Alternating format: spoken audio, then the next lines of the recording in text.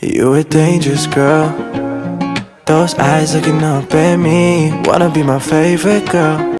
Hi guys, இந்த வீடியோவில் நம்ம என்ன பார்க்க போகிறோம்னா வாழ்க்கை அப்டேட் 2.0.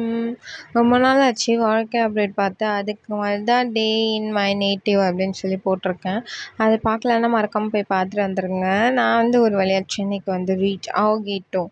ரீச் ஆனோடனே கொஞ்சம் வேலைலாம் இருந்துச்சு. அந்த வேலையெல்லாம் கொஞ்சம் முடிப்போம் அப்படின்னு சொல்லி பார்த்துருந்தேன்.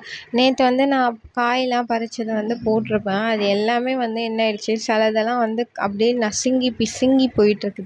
அது வந்து நம்ம ட்ரெயினில் ட்ராவல் பண்ணி எடுத்துகிட்டு வரோம். மாங்காய்க்கெலாம் ஒன்றும் ஆகல. அவன் வந்து கொஞ்சம் தடியான ப்ராடக்ட்டு, அவன்லாம் நல்லா தான் இருக்கான். இந்த நெல்லிக்காய்லாம் கொஞ்சம் சாஃப்டாக இருக்க ப்ராடக்ட்டு, அவன்லாம் வந்து படுத்துட்டான். ஸோ அவனெல்லாம் கொஞ்சம் நல்லா இருக்கானா இல்லையா அப்படின்னு சொல்லி அவனெல்லாம் கொஞ்சம் நேரம் தேடி தேடி அவன் நல்லா இருக்கான், அவனை மட்டும் வாயில் போடுவோம், நல்லா இல்லை தூக்கி ரோட்டில் போடுவோம் அப்படின்னு சொல்லிட்டு தேடி தேடி பார்த்துக்கிட்டு நல்லா இல்லை. அதெல்லாம் இந்த புளிச்சங்காயின்னு சொன்னேன்ல, ஐயோ ஐயோ அதெல்லாம் அவ்வளோதான். அவன்லாம் படுத்துட்டான், முடிஞ்சிச்சு அவனுக்கு. ஒரு வழியாக எல்லாமே முடிச்சு வேலையெல்லாம் முடிச்சு சமைக்க ஆரம்பிச்சிட்டேன்.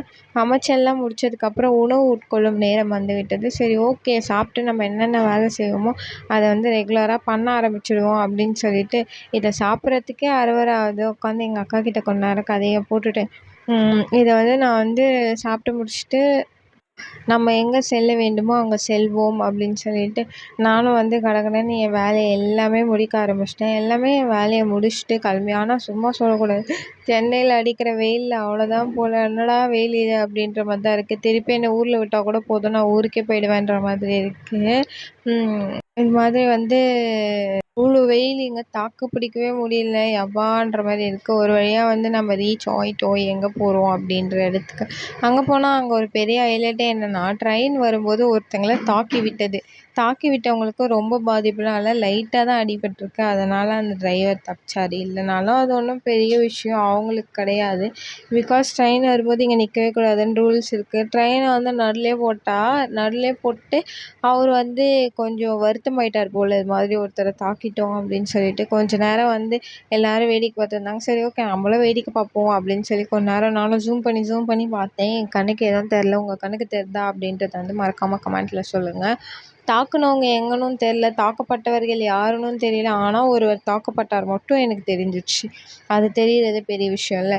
சரி, ஓகே, தாக்கப்பட்டார், போகும்போதே ஒருத்தர் தாக்கப்பட்டார், அடுத்து நம்ம என்னைக்கு தாக்கப்படுவோம் தெரியல அப்படின்னு சொல்லி நின்றுட்டு இருந்தேன். ஒரு வழியாக வந்து ட்ரெயின் அங்கேருந்து வந்து நம்ம போக வேண்டிய இடத்துக்கு போய் முடிச்சு வந்துட்டு வீட்டுக்கு வந்து உணவு உட்கொண்டு விட்டு, அது வேறு எங்கள் அக்கா வந்து நான் உணவு உட்கொள்ளும் போது தான் வந்து என்கிட்ட வந்து கதைகள் பேசி கொண்டு இருப்பார். சரி, ஓகே, அவகிட்டையும் கதைகள் பேசிட்டு உணவையெல்லாம் உட்கொண்டு முடிச்சுட்டு ஒரு நல்ல தூக்கம் போட்டாச்சு.